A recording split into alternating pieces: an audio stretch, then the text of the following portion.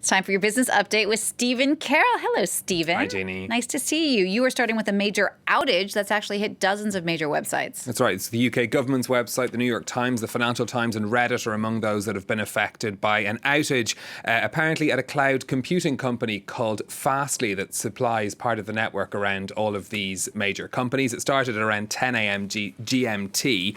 Fastly saying on its website that it had identified an issue. 45 minutes later, it posted an update saying that it had identified a fix for this issue, and in the past few minutes we've seen some of those websites go offline. It was a fairly major outage across websites, though, not just media companies but also the likes of Amazon in some places. The reports on the Down Detector website showing big dips in activity across all of those parts of the internet. Fastly is what's known as a content delivery network provider. Essentially, it provides part of the architecture that keeps these websites online by having different centres in different parts of the world, which means in normal times your website will load faster. That's where the problem appears to have arisen. No word from the company as to what has caused it just yet. Okay. Apple, in the meantime, is making a big push for privacy with its latest software upgrade. That's right. It has unveiled a host of new features at its developers conference on Monday. They include making FaceTime more like its rival Zoom.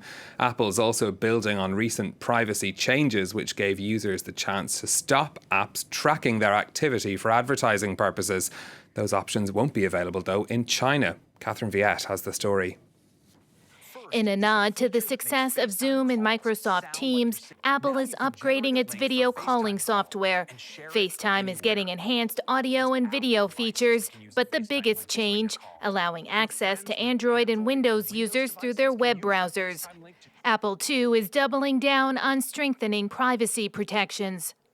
We believe in protecting your privacy and giving you transparency and control over your information. As part of the changes, users will be able to see what data an app is collecting and sharing.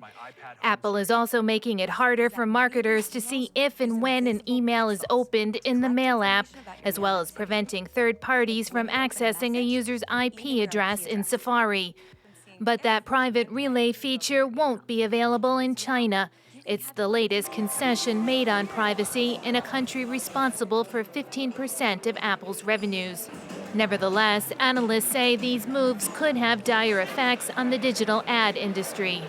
Any company that relies on tracking individuals or being able to figure out who you are and what you do to serve you advertisements will be very challenged due to these new privacy restrictions that Apple has set up. The annual developers conference comes on the heels of Apple's courtroom battle with Epic Games, the maker of popular video game Fortnite. Epic has sued Apple over the 30% commission it takes in the App Store, alleging abuse of its monopoly power. A ruling is expected in the coming months. Let's take a look at what's happening in the markets next for you. European shares trading pretty flat this lunchtime. We've got small gains across London, Paris and Frankfurt. Investors sort of treading water today. They're looking ahead to Thursday's European Central Bank meeting and US inflation figures also due out on Thursday. Perhaps searching for some inspiration. Stephen, now you've got the latest on proposed changes to international tax on companies and some potentially bad news for Amazon. When the G7 finance ministers announced they had an agreement to overhaul how big multinational companies are taxed, they said it would apply to companies with a profit margin of over 10%. But that doesn't include Amazon, despite it being one of the world's biggest companies. According to reports today, though, negotiators are now working on a way to ensure the e-commerce giant does come within the net of any tax deal. The Financial Times says that could include separating Amazon's web services division, which is highly profitable, from its online shopping arm. The company says it fully expects to be covered by any deal agreed at the OECD. Next now, a push for more diversity in the beauty industry. So a campaign that started in the wake of last year's Black Lives Matter protests in the US, which aimed to get retailers to stock more goods made by black-owned companies. The 15% pledge is gaining traction, in particular in the beauty industry, where major brands like Sephora have signed up. Dr. Rose Ingleton is a dermatologist with more than 20 years' experience. But as a black entrepreneur, she had a hard time getting her skincare line off the ground. Then came last year's Black Lives Matter protest, and everything changed. I went from 0 retailers interested to having signed with 7 of the most major retailers by the time we got to the end of 2020. So that's humongous. The protest brought a new awareness of and interest in supporting Black-owned businesses and brands. The cosmetics industry, long criticized for its lack of diversity, has pledged to be more inclusive. More than 20 companies, including Sephora and Ulta Beauty, have joined the 15% pledge, a nationwide campaign that sees retailers commit to having at least 15% of their products come from Black-owned businesses. We're excited to see our brand count double from 8 brands to 16 brands this year. And in fact, this year the hair category will actually meet the 15% commitment.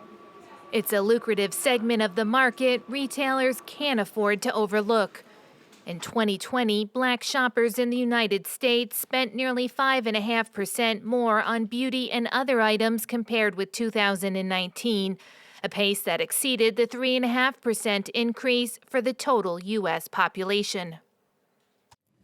Just to wrap up now, the French luxury giant LVMH is making a big investment in its workers. The company, which owns brands including Louis Vuitton and Moet Champagne, is creating a €30 million solidarity fund for its employees. It's to help workers deal with difficult personal situations, many of which the company says have been exacerbated during the pandemic. The money will go towards a special psychological support service for its 150,000 employees, but also a fund for financial aid. This announcement coming as the company has seen a strong recovery in sales after the pandemic, which briefly made its boss, Bernard Arnault, the richest man in the world. That's a great initiative. Stephen, here's a question for you. Do you like sitting on those new wooden terraces that have popped up across Paris? There's nothing I love more. And I am the same. Guess what? It turns out they are here to stay. You'll get all the details coming up in the press review after the news.